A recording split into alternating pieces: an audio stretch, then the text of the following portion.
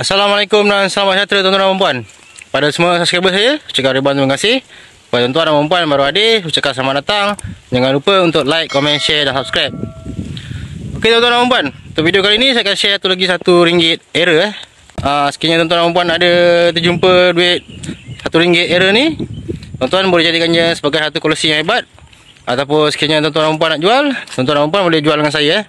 So jom kita tengok macam mana rupa RM1 error kali ni.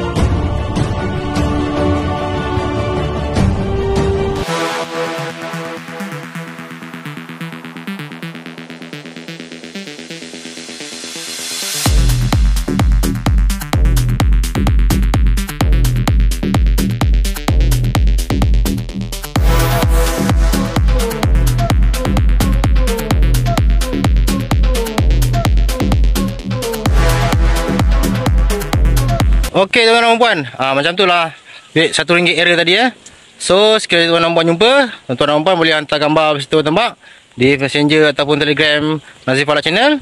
So kita boleh bincang tengok dulu macam mana rupa dia. Sekiranya okey, saya akan beli Jumpa lagi video akan datang. Assalamualaikum, selamat sejahtera, bye bye.